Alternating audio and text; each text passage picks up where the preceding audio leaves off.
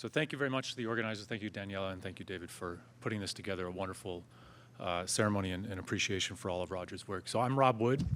I'm a professor at Harvard, and I'm a part of this amazing team that David has put together on Project CETI. Part of our work is in some of the technology side, developing some of the sort of robotic assets that try to make sense of what, or try to collect the data that will one day make sense of what the sperm whales are saying to each other. So other than Star Trek IV and pictures in magazines that Shane was alluding to, I mean, my first introduction to Roger as a person comes from my good friend and collaborator, Daniela Roos. Daniela already mentioned this and already showed some of the fantastic videos that she and Roger were collecting on southern right whales in Argentina. And it struck me that, I was fascinated by several aspects of this. First was obvious as a roboticist, the drone parts. But in particular was, this was the first glimpse I saw of how Roger had this sort of fearless ingenuity that when it came to trying out any sort of new technology or being sort of aggressively pursuing things that would help his cause, help his mission along. This was also, for me, this was also a wonderful example of a lesson that I learned from Daniela, which is the following. Try to find collaborators who inspire us and to apply ourselves in amazing new ways in new directions. And so thank you to Daniela. I've carried that through. Clearly, she was inspired by Roger and working with Roger, and I took that lesson to heart. The other sort of corollary to that, of course, is in doing so, of course, also try to find interesting places to go that require you to go to far-off, fun places. So I take both of those lessons to heart, and I think that we've embraced that within Project CETI as well. So fast forward a few years to the first time that I actually met Roger. That was at one of the first meetings that David introduced us in some of the first discussions that would lead to Project CETI. And David at the time gave me a copy right before this, gave me a copy of, David and I would go out to a local establishment here and talk about all things we might want to do. And one of those, it's a bar. It's Charlie's. It's down the street. In case you're interested. Yeah. But at one of those sessions, he gave me a copy of Roger's book. I presumed as homework prior to actually meeting Roger. So I was excited about that, and I brought it along to this first meeting to meet this man and asked with the intention of asking him to sign this for me. So during those times. During those meetings, we spent quite some time, as you can imagine, talking about, and not just that time, but also in subsequent discussions about all these new ideas. Roger had such wonderful ideas, right? And he was enamored with anything. I recall very, very distinctly the sort of childlike glow that he would have in his eyes any time that I would, talk about it. We would talk about some new idea or some new device or invention, whether it existed for 50 years or it was some brand new thing that we were just thinking about. Didn't matter. He was enamored with this.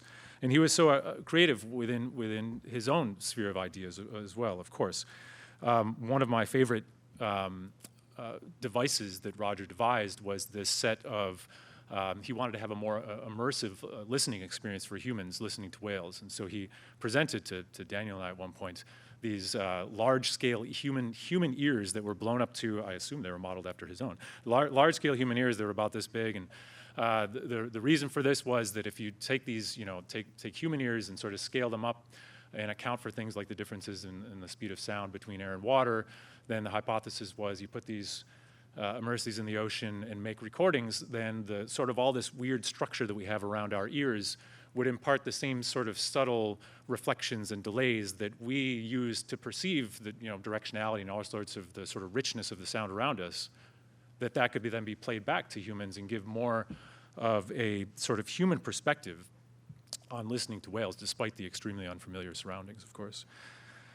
Another theme that came up often with Roger was he wanted these, he's very, very direct. He wanted some of these devices that could sort of cling to a whale, listen to what the whale was saying, move around on the surface of the whale, and sort of try to find the sort of most optimal, the best spot in which these devices could listen. And Roger, I'm still working on that. We're hard at work, and that's one of the things that sort of motivates us. So at the end of one of these meetings, I pulled out my copy of this book, and I said, to Roger, can you sign this for me? And of course, with a smile, and he happily took it, and he wrote in the book, it says, "For Rob, with more admiration and gratitude than words can wield the matter, Roger Payne. And the first thought that I had, of course, was, why is this person admiring me? Like, why would he admire me for you know, the short time that I've known him?